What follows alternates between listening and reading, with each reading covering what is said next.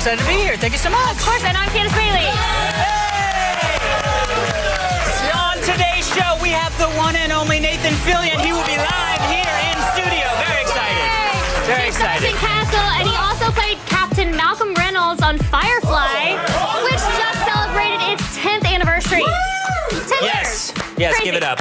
Now, speaking of Captain Malcolm Reynolds, Yes. Mal, a Yeah. lot of people like to cosplay as him, but this weekend, I've discovered my favorite Captain Mal cosplay so far. What? This monkey. Okay. This is the greatest thing ever. No, this is the most- I think the greatest thing I've ever seen in my life. Of all the crazy news that happened over the weekend, I think this should be the topper. This very casual monkey found himself wandering into an IKEA in Toronto, as all casual hip monkeys do.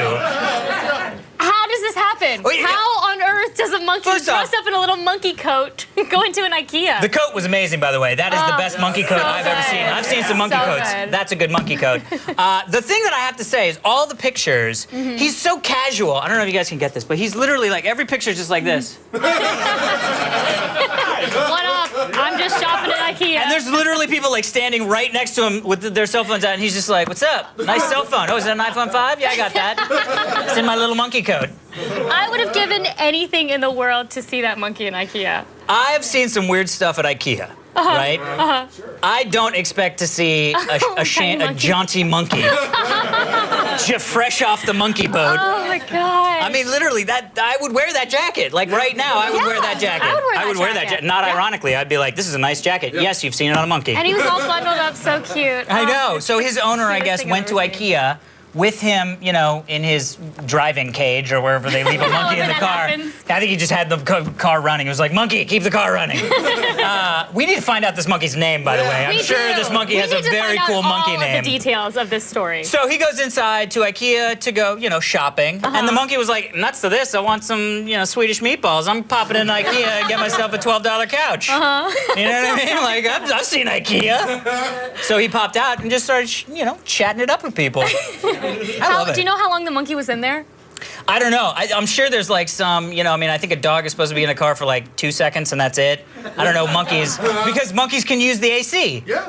That's why. They can take as long as they want. They can have the radio going, listen to NPR. That's amazing. I With love that jacket, I just that found monkey out listened that to story NPR. this morning in the table read, and I don't know how I missed it, but that is my favorite story. Everybody ever. should have a monkey. A little, I know I want a monkey. Just saying. All right, time to write down the top things on the web. We're going around the net.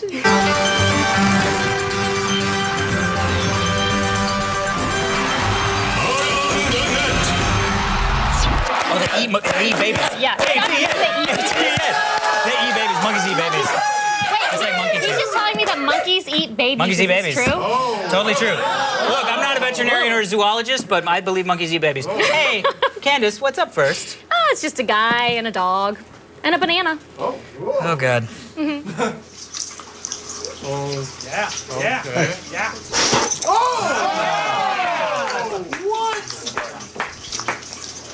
We like bananas. You know? Yeah. We like bananas. I just love how casual he was. He was like, "Yeah, we like bananas. I like bananas. My dog likes bananas. My dog likes being spit in the face with bananas." The good news is they shared the banana, but the human has to clean up the fecal matter. Yeah, you were saying that bananas Yeah. give dogs diarrhea. Yes, it's violent. I never knew violent this. excrement is I what it's never called. knew. Really? That Yeah, really technical happens? term. It's scientific. Violent excrement. My dogs don't eat bananas. Never. What? Like, that's weird. Do most dogs I know. eat bananas? Actually, now that I think about They it, don't- that is not I've tried weird. to give them bananas before, but they don't like the texture. But Do they will do eat grapes? Like anything. Oh, grapes will kill a dog. What? No, that's chocolate, not No. grapes. Grapes.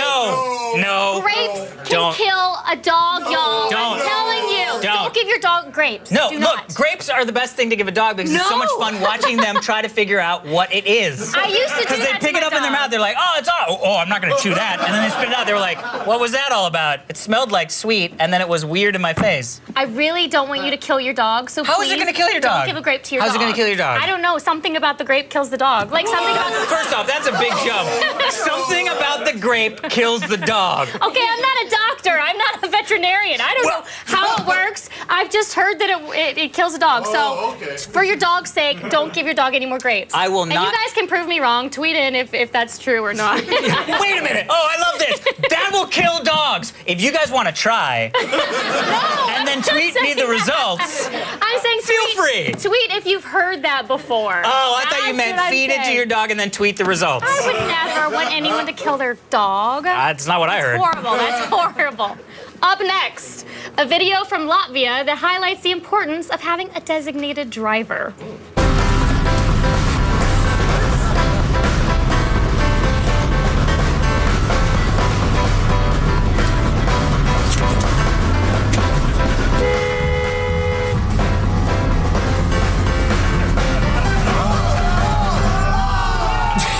What a jerk! Why did he honk at them? That driver is such a dick, but actually, he saved lives. How did he save lives? He saved lives by honking.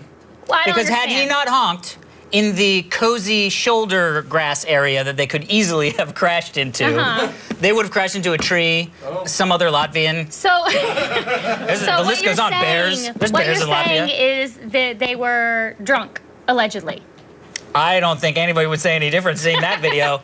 It looked like two drunk guys on what they thought was a witch's broom. I disagree. I think that is obviously a drunk guy on the back who's like falling off. But there's no way that a drunk guy could be driving that moped with the dead weight on the side. He was driving pretty straight. And that would be really hard to keep it straight when First you've off- got all this dead weight going off to the side. You got to steer it, keep So it. you're sober. Yeah. You're at a bar. You have Yeah. a moped. And Yeah. your friend is Drunk. fall over Latvian drunk. Yeah. And you go, I've got a great idea. I was You going to know, attempt a back to my Latvian moped. You accent, should but do I it. don't You even should know what do the hell it. that I is. don't either. I've got great idea. Yes. You get on the back of Alright. moped and we go right down street. Don't kick so much. Why you kick? No, I think it was two drunk guys just happened to cancel each other out. One guy's left drunk, one guy's right drunk, and they're just kind of wobbling. That works too. Okay. I mean, it's it's like that guy or the two guys on the tricycle. I don't know. There's so much weird stuff happening in circuses these days. That's true, and I'm listening to you, but I'm also reading this. Grapes will kill a dog. You are wrong, No. sir. It's true. Grapes First are off, poisonous to dogs. Don't give them grapes. First off, we have no idea. We have no idea if the Benson 108 is actually a scientist or veterinarian. They know. That They could know be you. it's- That could have been you What? tweeting while we were watching one of the videos. Don't tell everybody. You're like, I created a fake account and then I tweeted that I was right about the thing. So then people would be like, that guy was right, and it was actually me. And grapes don't kill dogs. I'm right. Up next, just a typical day in Portland.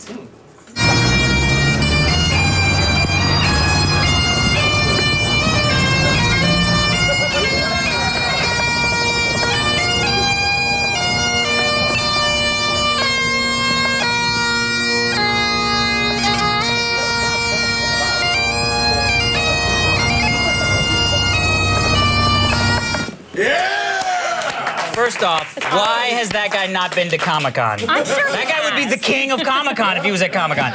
All right, I'm just gonna say something that is very controversial right now. What? Say it, please. I think Gandalf might be a really crappy wizard. Now I like Gandalf. Are you really gonna say I this like on Gandalf. in the show? With Let's all take the a look. viewers? Let's Oh. think back, right? Think back. At all the movies, and I'm sure there were books. And what did he use his power to do, right? He lit fireworks. Okay. I can do that. I'm no wizard. Turned his staff into a flashlight. I own a flashlight. He dyed his beard white. Maybe he dyed everything else white. Probably just went and bought some more stuff. He should be doing more cool wizard stuff. In every movie and book, he does like one amazing epic thing that like kills 100 people and saves So everybody. that makes him a good wizard. What? He should be doing that every time. Why are they waiting? Like 3 guys come and he's like, oh, it's not worth it for me to use the big spell that kills 100 people. There's only 3 people, so I'm just gonna let you guys fight and possibly die. Yeah. Yeah. And I'm just gonna stand back with my stick, holding a light so that people can see where to stab. And then why is he using a sword? Why do you need a sword, Gandalf? You're a wizard. If I was a wizard, I'd be wizard killing people. I wouldn't be sword poking people. I do that now.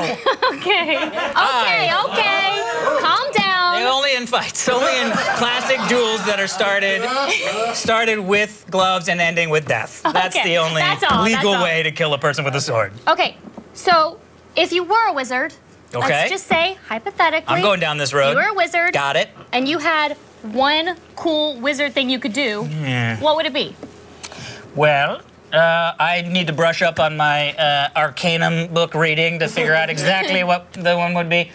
You know what? I would turn stuff into stuff. So you would turn I one would thing turn into stuff something into else? stuff. If I had the ability to be a wizard, I would turn stuff into stuff. Because that's the Today- coolest thing wizards do. They're like, oh, what's that stuff? Oh, you want to be other stuff? It's other stuff. Alex, today is your lucky day. Because What? I'm actually a wizard. Oh. Yeah. You're a wizard? I am, and I'm gonna give you one wizard trick. One wizard I'm gonna trick that I pass it can on to do. you. Yes. So. And it's going to be turning something into something. Yes. Hold on. Let me give you it. Uh, Okay. Now you Ugh. have it, oh, that's funky. and I have this pitcher of water. Okay, now we're Just happen talking. to have this behind the podium. Now Okay. you're gonna turn it into something. Okay. This better be good. Well, It's your one wizard trick. come on. This is how a real wizard should roll. All right, you ready? Here we go. Alakazam presto zoo. A bowl of jelly beans. Oh, that is what a wizard Wait, should be doing wait, with his wait. power. You could have turned it into anything, and you picked jelly beans. What else would I pick?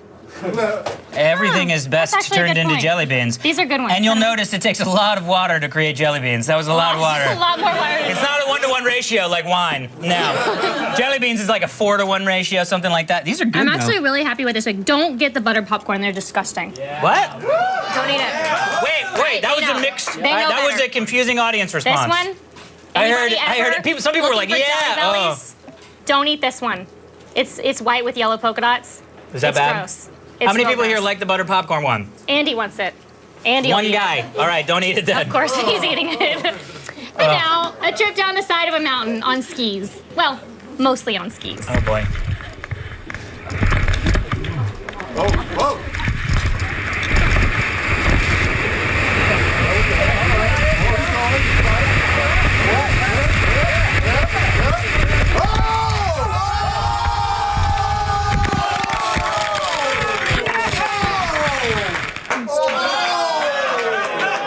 You know what? All right. Now that did look painful, but let's see it again, Christopher Nolan style.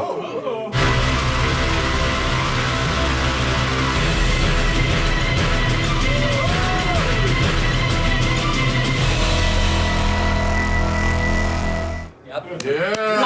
Yeah, much better. Much better that way. It really, it sort of lessens the spine breaking at the end. You don't really get it. There's a je ne sais quoi about the cracking sound right at the very end of that. That poor guy. Yeah. Are you good? Do you Poor ski? thing. Are you a skis? Oh, it's a root beer one. That's a good one. Oh, good. Do you ski? Is no. that a thing? I'm horrible on skis. I can't snow ski. I've only tried it once, but I'm not good at it. Or snowboard. I can't rollerblade or do anything on wheels. I can water ski. Okay. I can water ski. Did you did you grow up around the water? Yes. Because only people I've ever met are people who've grown up around water call it snow skiing. Everybody else in the world I grew up in calls Florida. it skiing. Florida, where we don't have any snow. So You have the Matterhorn, sort of, right? Don't they have that at Disneyland, right? Isn't that, I no, didn't- World, right? Disney World? I didn't grow up near Disney World, so There's a Florida 7 that's hours not away. near Disney I World? was 7 hours away. 7, and you were still in Florida? Yeah. How big is Florida? It's like 14 hours long. Wow. It's really long. That's really long. It's exhausting. That's really long. I'm not, there's a lot of, And let's just finally, move right by that. another reminder that mankind is slowly but surely circling the toilet.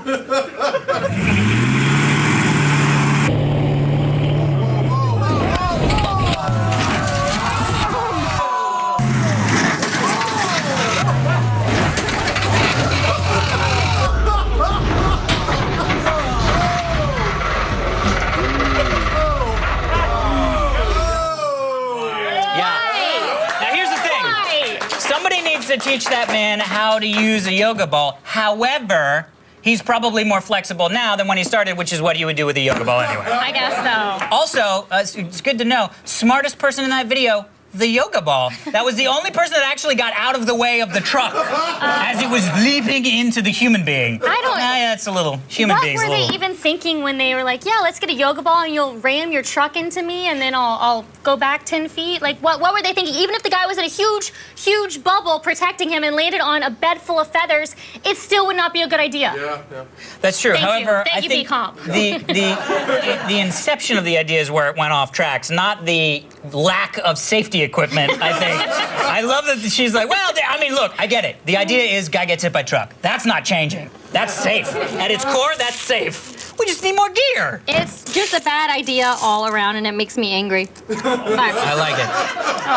Oh, that wasn't what I thought it was going to be. That's all she wrote. You just got interneted, Alex. Thank you.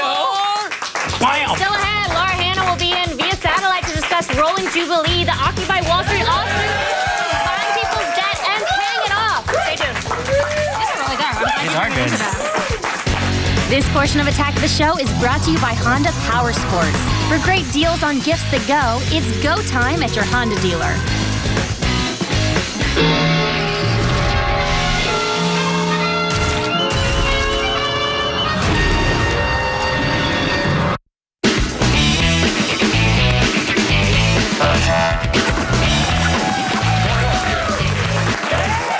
The Occupy Wall Street movement is back with Rolling Jubilee, an offshoot that is getting pesky debt collectors off people's backs. Joining me now to tell us all about it, a strike debt organizer of Rolling Jubilee, Laura Hanna. Welcome, Laura.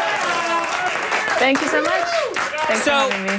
So tell us, what is Rolling Jubilee? How did it come about? How did everything get started? Right. So the Rolling Jubilee is an initiative within Strike Debt, and Strike Debt emerged out of Occupy Wall Street. The basic idea is that we buy and abolish debt for pennies on the dollar. So I can tell you a little bit about that, or we can talk more about Strike Debt. It's Yeah, up to you. I mean, first thing that jumps to my mind is pennies on a dollar. So how is it, not everybody's aware of what happens with old debt when it sits around. How are you able to get it for so cheap? Right. So one thing that's been really great about this is that it's an educational tool, and it's actually relieving people of debt. So many people don't know that there's a secondary debt market in the first place. Let me explain how that works. Basically, when a creditor has a defaulted loan, they're required after 100 days to write it off. And it's basically a small bailout to the banks. So they write this off, it's a charge off, and then they sell it to a debt seller for a fraction of the cost. Then those debt sellers take it, and they can either sell it on an exchange, or they can sell it to debt collectors, or they may have a collection arm. But then these debt collectors will, if they buy it for pennies on the dollar, and then try to go and chase up the full amount.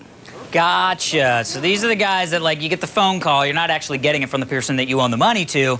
After a while, they sell the money off to just get it out of the books. Like, we don't need the 100% of that back. We'll take a little bit of that back, just suck it up. And then those guys are the ones that are coming after you for the cash. That's right. So how much has Rolling Jubilee been able to raise so far, and how much debt have you guys been able to pay off for people? So last time I checked, we were around $477,000, and I think in the next day or two we should hit around $500,000. Our initial aim was to raise $50,000 to buy $1 million of debt, but at this point, once we hit $500,000, we will be able to buy and abolish over $10 million of debt. Wow. So you guys are like the secret Santa of no need to pay anymore. How do people find out about it? I mean, is this something that just like all of a sudden they were like, hey, that bill stopped coming like 6 months ago. Was that us or was that you? Like, how did that work? How are people going to find out that this is happening? That's a good question. That's a good question. So we actually are starting to send our first letters out. We have a small letter mailing party, and we're going to roll that out in the press in the next, I think, this weekend. And the way that will function is we will write, this is the debt that you had owed at one point. You no longer owe it. Go and check the credit report. Make sure it's removed. If it's not removed, come back and check and contact us. We have a number you can call. We have email you can contact us at. That's rollingjubilee.org or strikedebt.org. And then we can't provide legal advice, of course, but we will maybe link to other resources. And yeah, we'll go from there. So you're not going to like send Ed McMahon with a giant check that just says 0 on it and knock on people's doors and be like, We're gonna this send is what you. you owe. None right now. So brings up a point. Maybe you want to volunteer for that. Yeah, oh, I'd love to. Are you kidding me? I would go to people's houses and say, guess what? You don't owe anything anymore. Now, Perfect. but a big question comes up of this, which is, do those people have to pay any taxes on this? I mean, theoretically, though you're just paying off debt, it could be viewed as a gift or income in some respect. How do the taxes work? Right. So the Rolling Jubilee Fund was created in consultation with a team of lawyers, including a big, heavy tax attorney. And our Smart. lead attorney is Margaret Ratner-Kunstler. And our legal position is that this is a tax-free gift. I want to be clear that our organization is a 501c4 nonprofit. And that means when you make a donation, it's not tax deductible either. Interesting. But of course, we have no desire in hurting the people we're trying to harm, so we've set aside a reserve in case anything comes up. Okay, so you're saying, look, we've talked to the lawyers, we've figured it all out, we got nothing to worry about. However, if there is something that comes out of this, obviously you don't want to help people by, canceling their debt and then giving them another debt to have. Is it mostly medical stuff, or do you guys do credit card thing? Like, what kind of debt is it usually? Right, so we started with medical debt, and we're going to roll out into credit card debt and payday loans. Yeah. Of course, we can't buy, can't buy student loans. They're Yeah. federally backed. They're a really I know. great deal for people who want to, A lot of people here in the studio who probably have to pay a lot of student loans are a little bit miffed. So how would our viewers get more info and figure out how to contribute? So you can go to rollingjubilee.org or strikedebt.org. We also have an open house December 16th. You can check on our site. And then we're planning on a national conversation starting January 21st, which is Martin Luther King Day. Perfect. You want to go to our site for that. Yeah, thank you so much for coming in and letting us know about the Rolling Jubilee. Laura Hanna, everybody, thank you so much. Thanks very much. And now, over to Candace. Oh, why, thank you. Go ahead. There's more to Kentucky than derbies and fried chicken. There's also some caves, and we are going to zip line through them when we come back. Do you want to be part of the Attack of the Show finale? Then grab a video camera and tell us in your own words what you'll miss most about AOTS. If you're lucky, we might even show your video on the last episode. Email your videos to mayorofg4@g4tv.com.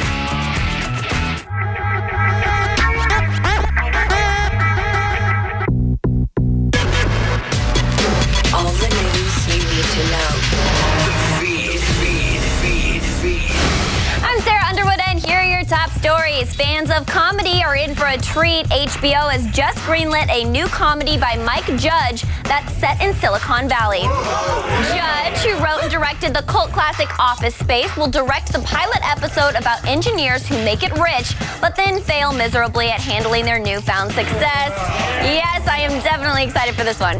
And earlier this year, Nine Inch Nails frontman Trent Reznor teamed up with Beats by Dre to begin work on an unknown music project, and now we finally have the details. Beginning early next year, Reznor will launch a brand new music streaming service called Daisy. Few details are known at this point, but we'll find out more soon enough. The service is set to launch early next year. And if you liked Pan's Labyrinth, but thought it needed a little bit more singing and dancing, yeah, okay, well then you should get excited about this, because Guillermo del Toro is turning his modern classic into a musical. The director has already written a script and is working with a number of award-winning songwriters to compose the music. Apparently, Del Toro has been working on the project for the past 4 years, but there is still a lot of work to be done, and it'll probably be at least a year before this comes to the stage. Next up, we all know that Apple's Map app is terrible, but now it might be putting people's lives at risk. Australian police are urging people not to use the service after several travelers followed the map's instructions into a remote national park and found themselves stranded without food or water. The police have had to rescue 6 people in the past few weeks, which led to the department releasing a direct statement urging travelers to get their directions from a different source. However, just a few hours ago, Apple announced they had done a quick fix that resolved the problem, but I still wouldn't trust it. And finally, M. Night Shyamalan has a new movie coming out and it looks awesome. Set in the future, the film stars Will Smith and his kid as a father and son who crash land on a now abandoned Earth. Check out the epic trailer for After Earth.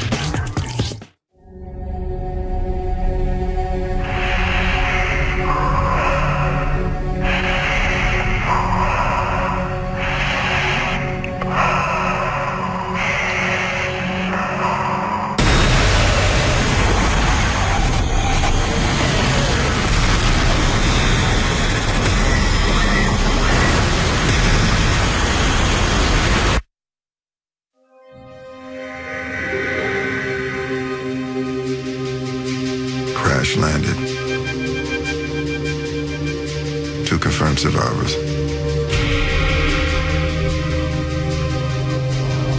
Son, this is not training. This is a Class 1 quarantined planet. The threats we will be facing are real. Everything on this planet has evolved to kill humans. Every single decision we make will be life or death. But if we are going to survive this, you must realize that fear is not real.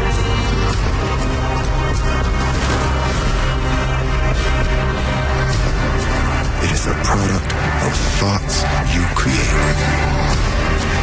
Now do not misunderstand me.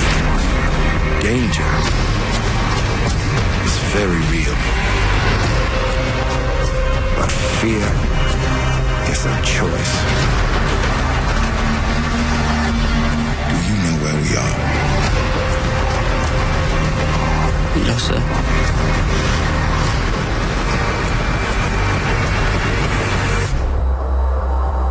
This is Earth.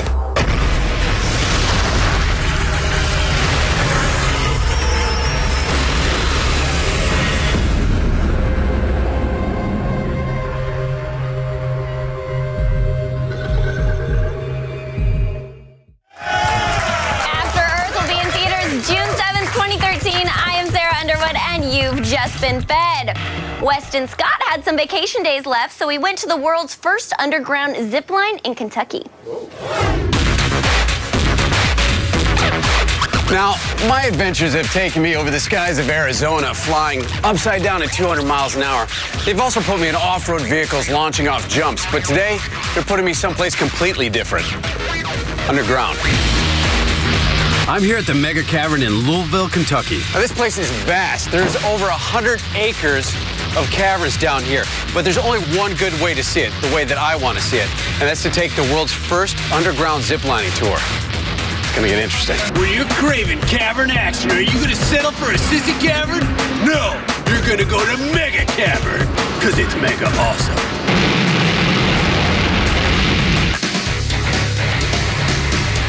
Now, Trey, tell me a little bit about where we're at. Yeah, we are about 400 feet inside the cavern. We've got 17 square miles of underground passageways. Wow. We were blasted out from the 1930s up until the 1970s to get limestone out of here to build roadways and bridges in this part of the United States. 1989, the owners bought the cavern to turn it into a business park. We have about 19 active businesses underground, and then today we also have underground zip lining. We do tram tours, and we do a light show. So, Chris, tell me what stage we're at here in the Mega Cavern. This is our third line out here. This line is about 480 feet long. You're going to be going down this line. It does have a little bit of a natural bounce because where the line starts back behind you into that wall. While you're going down this line, if you look over to your right, you're going to see a long corridor. It goes down about 1,500 feet. Wow. When you go over that, you are at the natural depth of the cavern at that point. It's about 90 feet floor to ceiling. It's definitely something you're not going to want to fall from. Correct. So I'm square, getting ready to go. Gonna put on my safety helmet and then take off and see where this goes.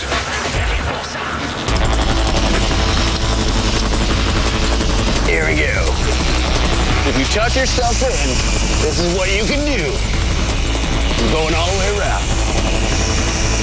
Super speed, going backwards, and coming in.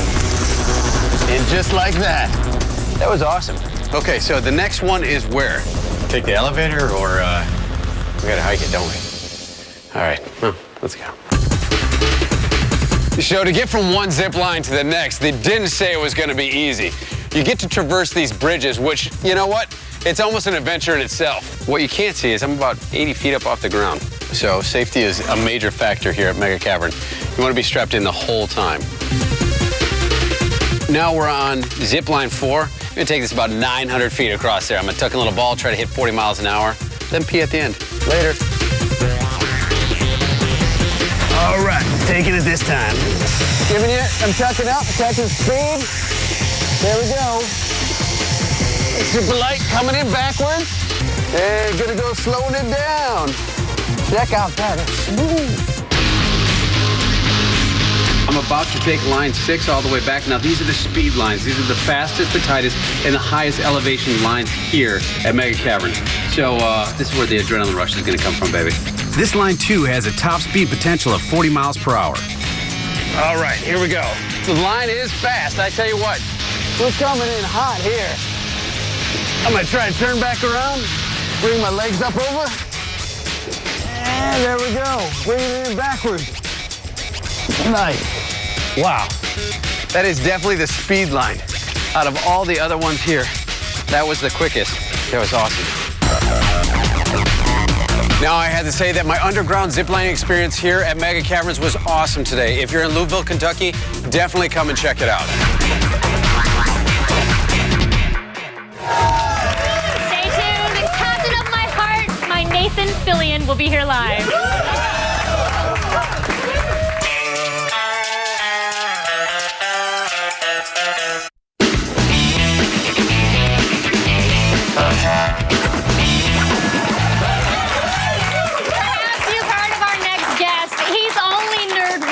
After all. Aha! Found it. Dad, you should toss that. It's getting kind of gross. Toss Cookie Angel? No way. You made this for me in first grade with your chubby little hands. Darling, could you pick me up an extra bottle of Aquavit for our glue?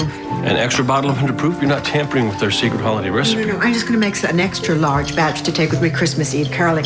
Oh, it'll be after our Christmas dinner. You don't mind, do you? But it's Christmas Eve. That's when we open the gifts. Maybe we can open them in the morning.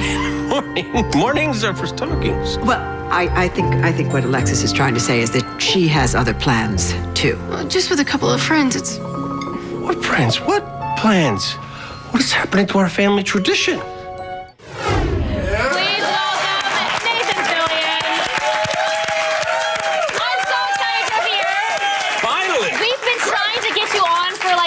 A year. I mean, you were on Comic-Con, but that doesn't count because it wasn't in our studio. I can safely say, I'm going to use the word harass me. What? Every time Me? I see you. Obviously. Harass me. Obviously. And we are so happy I did. I'm doing now you're on, right? This and a court order should put an end to it.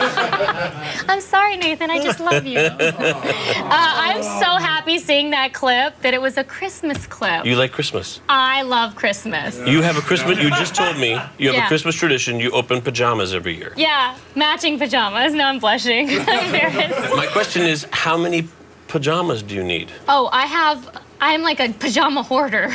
I have so many pajamas. Every Christmas Eve, that's our one gift that we get to open, and all of the girls are matching and all of the boys are matching. So my granny matches the girls and my granddaddy matches all the boys. I'm going to set you straight right now. No more pajamas. Here's what you need. Well, I'm getting 2 pairs this year already, Stop so that'll it. have to be for next year.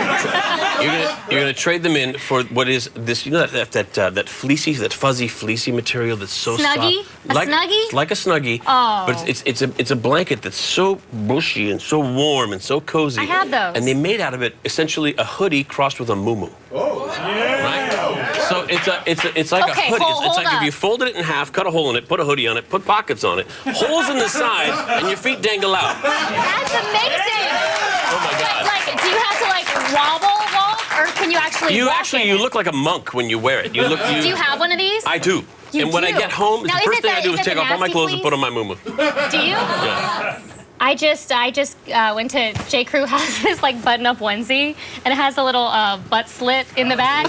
I just got it last night, yeah. And now when I go home, every time I go home, I'm gonna put that on because it's so cozy. Yes. Anyways, now that we've gotten that out of the way, Castle. Yes. Let's talk Castle. Wait, did you say Castle or? Oh, you said Castle. All right, okay, you're good. I said the second. Right. You've been directed by Jonathan Frakes, which I know you must be like super, super excited about that. Were you so giddy the entire time he was there? Yes, and can I tell you the first time I ever met Jonathan Frakes? Yes, please tell. All right, I just got a show called Firefly, and we went to Firefly? Right, you might have heard of it. People know about that. You go to the upfronts in New York, and you show all the media buyers. These are our new shows, and you parade the people out there. And it's a great weekend. You get to see everybody. You go, hey, we're all employed. I was walking into a restaurant. Jonathan Frakes was walking out, and number one, he's a giant. Number two, I'm a big fan. I'm a big fan. He's a giant because you're kind of tall. I'm a tall guy, and I look up to him. Really? Yeah, he's almost a full head taller than me. What? He's pretty tall. Maybe not a full head taller, but he's pretty tall. And as he was leaving, I said, hey, I hate to interrupt, and not for nothing, but I just got my own spaceship. He said, Mazel tov. And did you ask him to direct, or? At that point? Yeah. No. That was my 12 years later. I met Jonathan Frakes on Castle, and I was able to tell him that story because I don't remember that. Maybe it's for the best. It's a better impression on me. You are a huge nerd. I am. And you're very open about this. Yeah. And you're very excited about this. Yeah. How do you feel about being a nerd today, when nerds are completely acceptable and they're like the coolest thing ever? What are you now if you're not a nerd? Because nerds are cool now. Yeah, nerds are very cool. What are you now if you're not a nerd? It's like, you don't know the Marvel Universe? I wouldn't consider myself a nerd. I would consider the biggest dork in the world. Like, I don't think there's a dork bigger than me. That's fair. They all agree. So does that fit in with nerd category? Yeah, define dork. What is... Are you clumsy? Making faces all the time and doing stupid voices. And I always fall over. Yes, I'm very clumsy. Do you play video games with toys? Gadgets? I like gadgets. You like gadgets? Yes. Video games, not so much my thing. You're in. That's okay, right, I'm you're in. All right, I'm in. Yeah, you're in. Now, moving on. Yep. Entertainment Weekly has just named you the most entertaining tweeter of 2012. Yeah, that's a good one. Are you nervous about living up to the hype? Not until just now when you said that. Now I made you nervous? Now I'm a little bit nervous. But that's really cool. So what is that? You're just the coolest tweeter ever? Here's my secret to tweeting. Throughout your days, you got to develop the habit. Just develop this habit. Throughout the day, if somebody says something to you that's really clever, or that's really great, or that's really funny, or that's really poignant, I'm going to think about that. That would make a great tweet. So do you just take it and act like it's your tweet? I say that would make a great tweet. I tell them. He uses other people's words. I tell them. Oh, you do? Okay. Yeah. You're like, I'm going to use that. Yeah, I'm going to use that. That's a great tweet. I'm going to use that. Okay. All right. That's acceptable. Now, you are a fan of all things apocalypse. Yeah. December 21st. Yeah. What's going to happen? The end of the world. Is it? Listen, end of the world is going to be a zombie virus. I don't think the calendar. Okay. The calendar is not a big. Here's what I think the Mayans were doing. They have this great complex calendar, and they say, and this is the end of the calendar. I think they were. I don't think they were thinking we're going to be extinct and no one's going to know what we were thinking about. They thought they were going to go on forever. Okay. They'll just say, that's enough for now. When we get to it, we'll make another calendar. So, in the event of an actual apocalypse, do you have a game plan to survive? Yeah. Like I'm an idiot for asking that question. The hardest thing about an apocalypse will be pretending I'm not excited. So what would you do? Please tell me. How are you going to survive? Everybody has friends who are survivalists. Yeah. I mean, I like the idea of it, but I don't have a bunker. Oh, I was just going to ask. Do you have a bunker? Do you have like a I don't have a hazmat bunker. suit? My house is like the last place I would go in a zombie apocalypse. Okay. I would probably put a little floaty raft in the middle of a pool somewhere, so like they'll all go in the water. There we go. This is your plan? This No, is your that's the plan. I would. The first thing I would do is, improve the structural integrity of a Winnebago of some kind. Okay, that's good. Yeah. I do weld. All right. So I would. I heard that, and I don't know that we're going to have a whole lot of time to get to that, but you're a welder? Well, I've never heard of such a manly thing in my life. you fix one sink, you're not a plumber. But I can put metal to metal and they'll stick. That's really cool. I like that. Right? Thank you to Nathan Fillion. Season 5 of Castle continues January 7th on ABC. Stick around, there's more tech coming up. I can't believe that you're an actual welder though, and I didn't know that. Tomorrow on Attack of the Show. The League's Nick Kroll drops by live with his new sketch comedy show, The Nick Kroll Show. Then on DVD Tuesday, Chris Gore gets down and dirty with The Bourne Legacy and Seth MacFarlane's Ted. And Weston Scott heads to Tennessee to learn us the art of moonshining. It's Attack of the Show tomorrow at 7. Looking for an iOS game that really packs a punch? Then take on the most heroic journey of all time in Punch Quest. In Punch Quest, you're a hard-bodied hero who awakes from an afternoon nap with a bonk on the head. You spot an orc close by who quickly learns nobody punches you and gets away with it, so begins your epic quest. Getting familiar with the controls is easy in this side-scrolling, non-stop runner. With a simple 2-button setup, you'll be able to give those hordes of demons and ghouls the 1-2 punch they deserve. As you increase your combos, you'll earn Punjo points, which give you access to special abilities and new pathways. You can even purchase different cosmetic customizations to create your own unique punching powerhouse. So if you're looking for a title with tons of unlockables, boss fights, magical gnomes, laser-spitting raptors, and countless hours of fast-paced power-punching perfection, then pick up this iOS app for free and sock it to some orcs on your never-ending punch quest. It's time for today's epic fail. In response to non-stop rumors of gayness, John Travolta released this show tune. Yeah.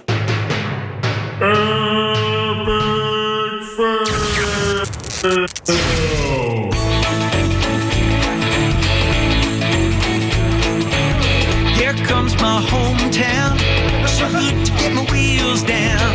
I'm coming home tonight. Let's do the little dance we do. Think you might like it.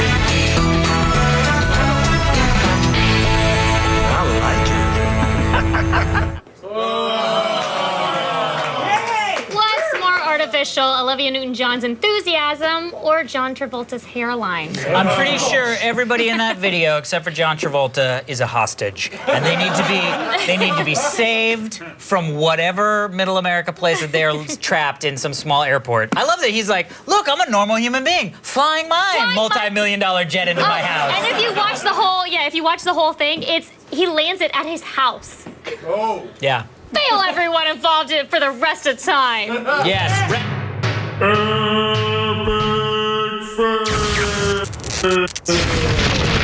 Everywhere. I just spit everywhere. A couple amazing things have happened on this wall that shows Twitters. First off, the monkey's name is Darwin. The monkey has a name. The best cosplay. I love that monkey. Darwin is the cutest thing on the planet. Oh my God. And I think the Twitter wall has definitely told us that you were right about the grapes. I said it. I'm a man of honor. I was right because I am always right. Do you? And speaking of the apocalypse, back in the crazy Nathan Fillion thing, are you a fan? Are you excited about the apocalypse? No, I'm not excited. I like living how I'm living right now. I like having, hot showers and. So your plan is just death. Just roll over and die. Okay, that's a fair plan. What about yours? I got some stuff. I got a couple things, got some water. Guns or something? I got a guns, and I got a pilot's license-ish. I got enough to be dangerous. I can land some stuff. What if people I love die? I don't want to have to live that's through all right. that. Hey, thank you so much to Nathan Fillion.